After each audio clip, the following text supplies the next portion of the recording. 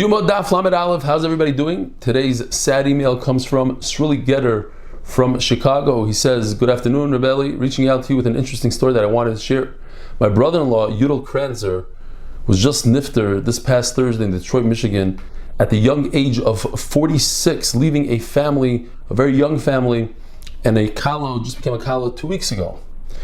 But what's amazing about what he writes here is that Rabbi Yudel was nifter while he was listening to a shir of daf yomi.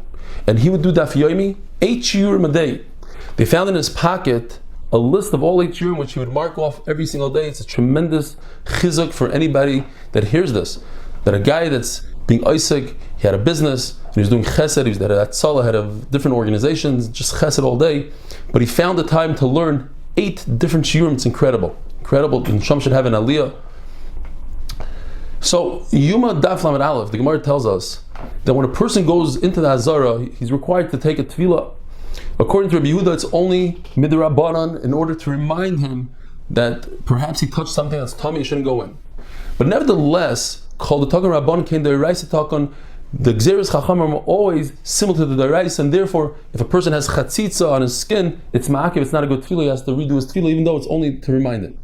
And the same thing according to Rabbi Yehuda, if you just put in, let's say, one finger into the Beis Hamikdash, you're required to be toivel, because we learn from Mitzayr. Mitzayr also only puts in his thumb and his big toe, and he's required to do a tefillah. The Gemara remains in a suffix. What if a person holds in his hand a very long knife and performs the shechita when the animal's inside the azara, but his body, the shaykhid himself, is outside? Is he required to be toivel? The Gemara goes both ways. According to Ben Zayman, that says that this tefillah is a deraisa tefillah, but maybe that's only because the person went inside, but a person that's standing outside doesn't have to do a tefillah. Or perhaps we're concerned that he might go follow his knife into the Beis Hamikdash. And according to the Chachamim say that you're not required to do a tefillah with deraisa. That's regular people because they're not doing an avodah. But this person who's performing in a shechita, which is an avodah, does require tefillah. The Mishnah tells us that a Kohen Gadol is required to do 5 tefillahs on Yom Kippur. And in addition to that, he has to wash his hands and his feet 10 times. Kiddush yadayim v'raglayim. The tefillahs take place on top of lishkas aparva, which is inside the azara, it's kodesh. But the first tefillah he does outside in the chayil on top of shar hamayim. Abai makes a cheshbon that since water only goes downwards, so this natural spring that provides the water for the mikvah in the Beis Hamikdash must be above 23 amas above the Beis Hamikdash, because the gate of the Beis Hamikdash is 20 amma. A mikveh is always 3 amma tall because that's the height of a person. 3 amma by 1, which equals 40 sa. The Gemara also tells us that the rooftop of Shar Mayim must have been made out of marble, very strong and watertight, and therefore we don't consider it as part of this cheshbon that Abai is making of 23 amma. They would lift up a white sheet made out of linen in order to provide tznius for the Kohen Gadol. And why white? To remind the Kohen Gadol that today he's going to be performing the avodah with white clothing. Says the Mishnah, he would take off his weekday clothing and be toivel, and then use a towel of some sort to dry himself off. And then he would wear the big day zav, the shmeine begadim, and he would do kiddush yadayim v'raglayim. The Mishnah says he only does it once. Not like Rameir, who says that the very first time he puts on his shmeine begadim requires 2 kiddush yadayim v'raglayim. And then he goes and he performs something called kritza, which is shechita, but it's roiv simanim, most of the simanim, and then another kohen takes over. The Kohen Gadol has to run right after he does the shechita. He goes, grabs a kli, and he receives the blood. He does kabbalas hadam, takes the blood, throws it on the mizbeach.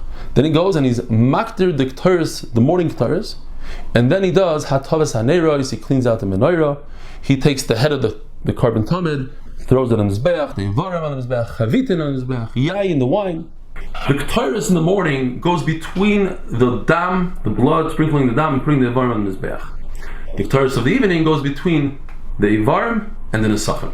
If the kohen gadol is an istanis, he's very particular about the temperature, or he's an elderly kohen, so we can warm up water for him erev Yom Kippur and pour it into the mikvah on Yom Kippur to take away the chilling effect of the natural springs. Rabbi says our Mishnah can go according to Rameir as well, or at least he thought so in the beginning, because even according to Rameir, says Rabbi, the first kiddush yadayim v'raglayim is for removing the clothing, and the second one is for putting on clothing. And since he's wearing weekday clothing when he starts out, so it's not considered taking off clothing, so you don't need to wash your hands for that. But they showed Rapapa a mefurish brisa that Rameir himself says that just for wearing clothing, you're required to do 2 kiddush yadayim v'raglayim, and therefore it doesn't go in our Mishnah, and Rav Papa admitted that the Brisa shows that what he said was wrong. And according to Chachamim, the final Tefillah comes after he finishes the entire Avodah, and that's how you get to 10 Kiddush Yadayim B'Raglayim. Have a wonderful day.